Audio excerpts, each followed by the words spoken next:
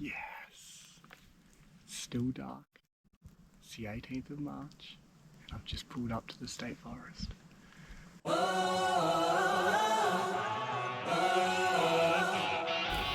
I'm wasting no time on this trip walking along the top track. Sure, there's more goats up there than I can poke a barrel at, but the deer sign is a lot thicker down lower in this forest.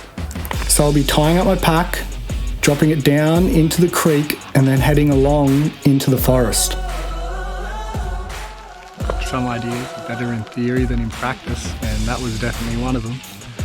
But anyway, I'm through the hard bit now and down into the creek. The rain's starting to pick back up again, so it should give me a nice bit of cover to try and sneak down here and hopefully find some deer.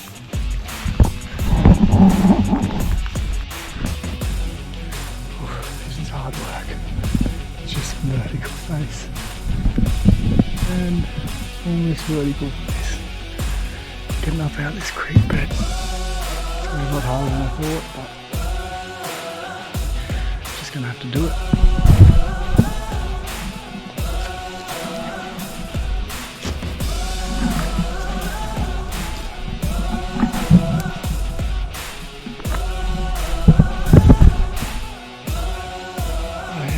Nearly there, only 90% through all this spiky blackberry, or whatever it is. Have a look at this.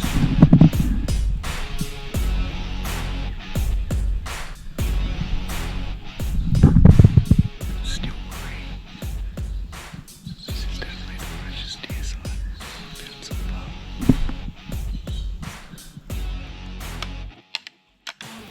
So another big thank you to Michael Granger. Not only did he talk me into getting the right size pack, but he actually sent me these antlers to try rattling. Thank you very much.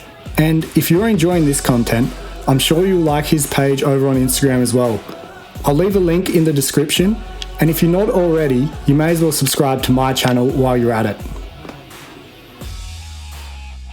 I was hoping to have camp set up before the rain got here, but it's taken me a lot longer to traverse through this place than I thought it would. But that's all good. I'm finding some awesome signs.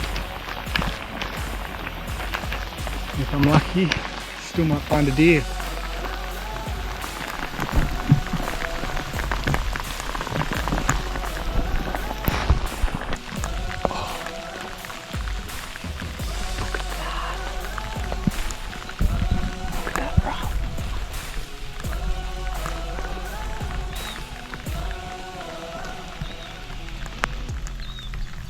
Huge. That's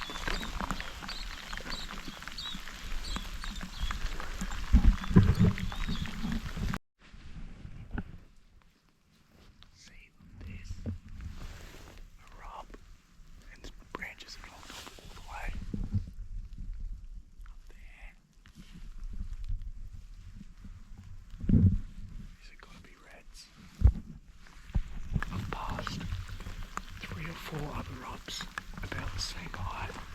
I can hardly even touch the top of them. Whatever deer's around here, they must be pretty big. I think I'm gonna go set up camp somewhere else and maybe try for a morning hunt here tomorrow morning. I'm gonna get out of here before I put my scent everywhere. Picked a spot for camp, but if I'm not careful I'm gonna get everything wet trying to set it up. There's some thunder rolling in, so I better move quick. So I got my camp set up before the rain hit, which is good. I'm just in here letting my feet dry out a little bit, and hopefully this rain will slow down or go away so that I can get a good afternoon hunting. I guess it's the waiting game now. Luckily that storm's rolled through and now I'm ready for my afternoon hunt. Let's go.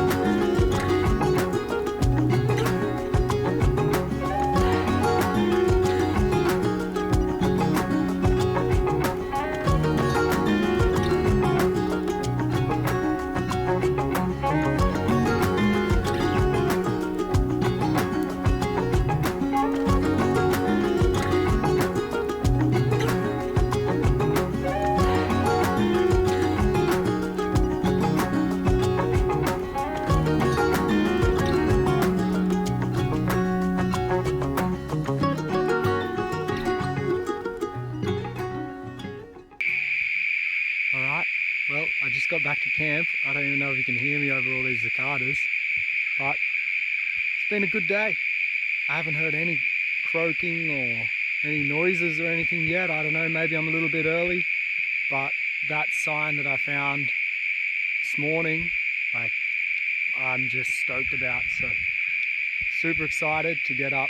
I'm going to get up at maybe 2 hours before sunrise and get myself into a position in that spot, and then just be a fly on the wall and settle in and hopefully find some deer. Good night.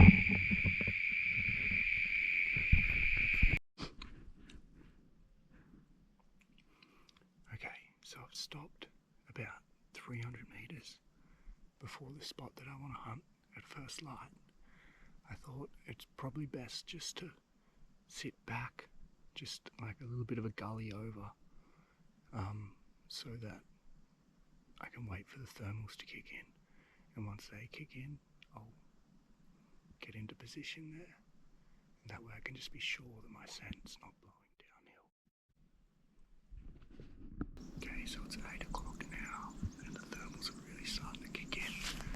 I really stopped on the timing. I came in a little bit earlier, thinking that the thermals were about to come on, but I ended up going back out because the wind was just still moving the wrong way. But I hope I don't blow my chances. This is only one way to find out.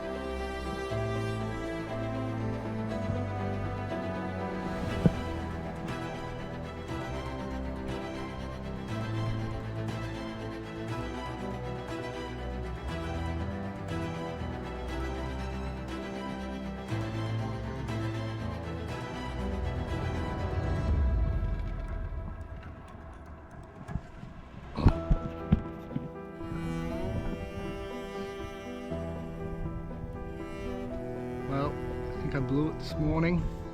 When I came in a little bit too early, my scent would have been blowing straight towards where I found those prints and scat. Those prints, after the rain yesterday, they must have been late afternoon or this morning, where they were passing through or they were sitting there and caught my scent. I don't know, but the things you learn. But this morning was the only full morning and day that I have to really hunt, so I think I'm going to pack up my camp. I'm going to start moving back towards the car, and maybe I'll chase some goats. This goat's just down there. I think the wind's blowing straight up. Yeah, where's that?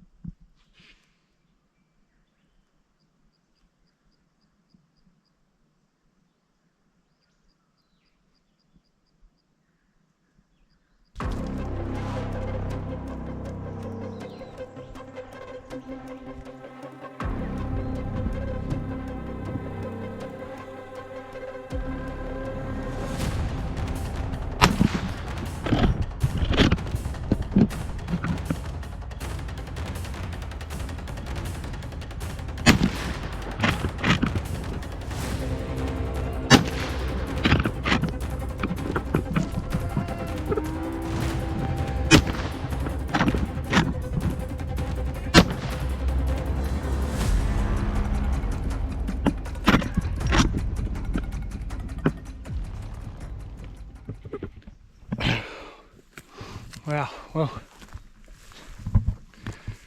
I'm a much better goat hunter than a deer hunter. I hadn't even started heading back to my car, I was just heading back to my campsite. And a big mob of goats came out. I thought that there was a chance I wasn't going to get them because the wind was just on the wrong side of me, but I got lucky enough to get close, and then one of the billies started, I don't know what you call the noise they make, but he was looking straight at me and making noise, so I took the opportunity to take that shot. And afterwards the rest of the goats came running out, and I was able to get 2 perfect little meat goats. It's a long way to camp, but that's not a problem at all. And then 2 billies. While field dressing the goats, I can't help but think how lucky I am to live in a country where I'm able to chase deer for a couple of days, although unsuccessfully, and change my approach to target goats, then within an hour be packing up with the healthiest and tastiest meat I can possibly source. All this on public land that any of us can access. For this I am grateful, and if all us public land hunters are smart and responsible, we'll have access to this natural human experience for the years to come.